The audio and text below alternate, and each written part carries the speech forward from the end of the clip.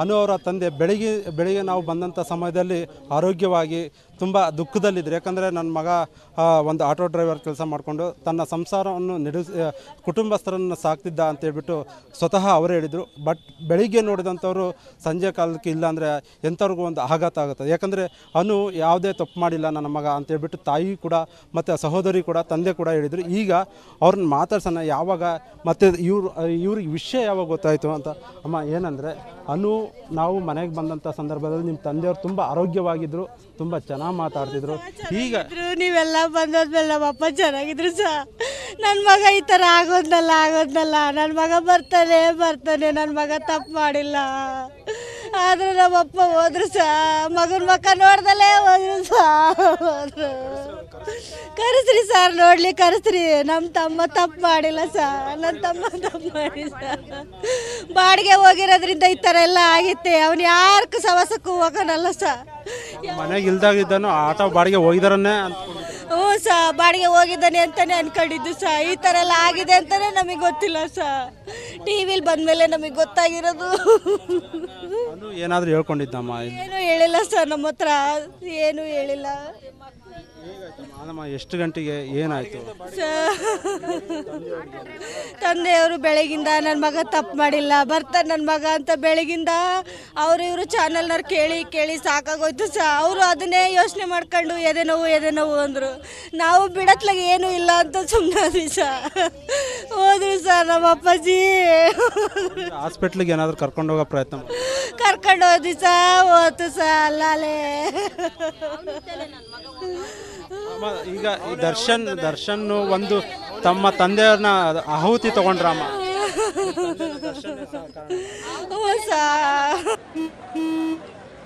ನಡಿ ಈಗ ಶುರು ಮಾಡೋಣ.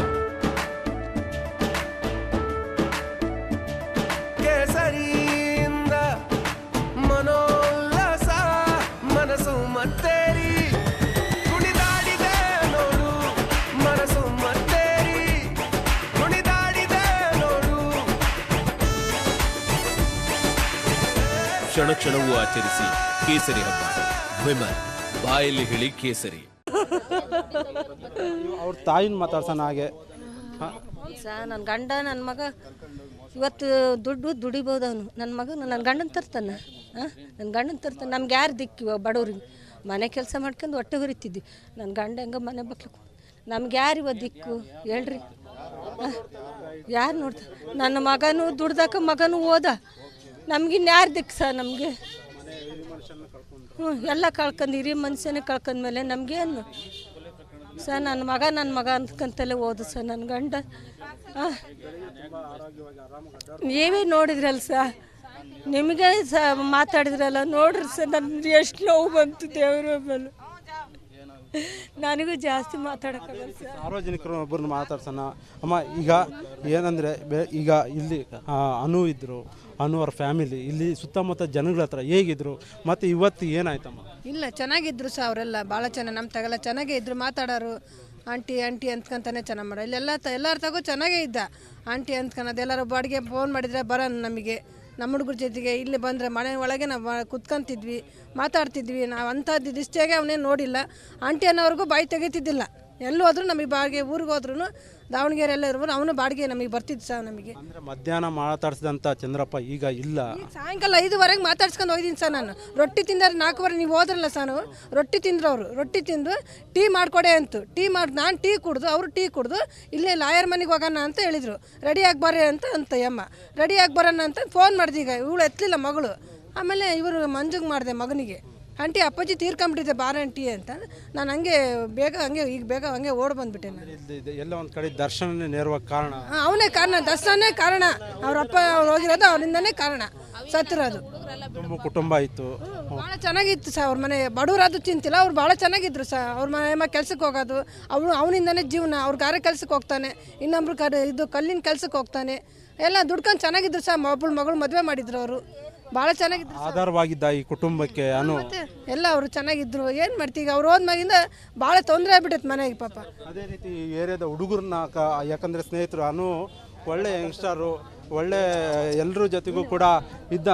ಅವ್ರನ್ನ ಮಾತಾಡ್ಸೋಣ ಅಮ್ಮ ಹೇಗಿದ್ದಪ್ಪ ಇಲ್ಲಿ ಅನು ಅಣ್ಣ ನಿಮ್ಮ ಜೊತೆಗೆಲ್ಲ ಇಲ್ಲಿ ಅನು ಯಾವ ಥರ ಇದ್ದ?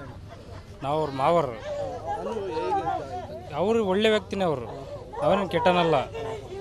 ನಾವು ತೊಂಡು ಬಿತ್ಕೊಂಡು ನೋಡಿದ ಕಟ್ಟಿಗೆ ನಾವು ಮದುವೆ 3 ವರ್ಷಕ್ಕಿಲಿಗೂ ನಾವು ಒಳ್ಳೆನೇ, ಇಂಥದ್ದೇನು ಕಂಡಲ್ಲ ಅವು.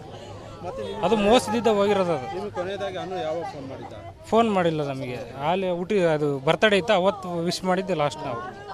ಬಟ್ ಇವತ್ತು ಈತ ಪೊಲೀಸವರು ಅರೆಸ್ಟ್ ಮಾಡ್ಕೊಂಡು ಹೋದಾಗ ಆವಾಗ ಹಂಗಂದ್ರೆ ನಾವು ಒಳ್ಳೆಲ್ಲಿದ್ವಿ, ಅವಾಗ ಈಗ ಫೋನ್ ಮಾಡಿದ್ರೆ ಹಂಗಂತ ಬಂದ್ವಿ. ನಾವು ಬೆಳಿಗ್ಗೆ ಮಾತಾಡ್ಸ್ಕೊಂಡು ಇವ್ರ ಅಪ್ಪಾಜಿ ಮಾತಾಡ್ಸ್ಕೊಂಡು ಅಂದರೆ ಇಲ್ಲಿ ಅನು ಈಗ ಏನಂದರೆ ಈ ಏರಿಯಾದಲ್ಲಿ ಚಿತ್ರದುರ್ಗ ನಗರದಲ್ಲಿ ಈ ಏರಿಯಾದಲ್ಲಿ ಅನು ಎಲ್ರಿಗೂ ಕೂಡ ಯಾರೇ ಕರೆದ್ರು ಒಂದು ರೀತಿಯಲ್ಲಿ ಅನುಕೂಲವಾಗಿ ಅಂದರೆ ಯಾವುದೇ ರೀತಿಯಾದಂಥ ಅನು ಆಗಿರ್ಬೋದು, ಅನುವರ ಫ್ಯಾಮಿಲಿ ಬಗ್ಗೆ ಯಾವುದೇ ರೀತಿಯಾದ ಒಂದು ಬ್ಯಾಡ್ ಒಪಿನಿಯನ್. ಆದರೆ ಇವತ್ತೇನೆಂದರೆ ಈ ಥರ ಆಗಿರೋದು ಒಂದು ದುರಂತ. ಆದರೆ ಇದಕ್ಕೆಲ್ಲ ನೇರ ಕಾರಣ ದರ್ಶನ್ಗೆ ಸಂಪೂರ್ಣ ಏನಂದರೆ ಆತನಿಗೆ ಕಾನೂನು ರೀತಿಯಲ್ಲಿ ಕ್ರಮ ಜರುಗಿಸ್ಬೇಕನ್ನೋ ಒಂದು ಆಗ್ರಹ ಈ ಭಾಗದವ್ರು ಮಾಡ್ತಿದ್ದಾರೆ. ಕ್ಯಾಮ್ರಾ ಪರ್ಸನ್ ಶಿವರಾಜ್ ಜೊತೆ ವೀರೇಶ್ ವಿ ಚಳ್ಳಕೆರೆ, ರಿಪಬ್ಲಿಕ್ ಕನ್ನಡ, ಚಿತ್ರದುರ್ಗ.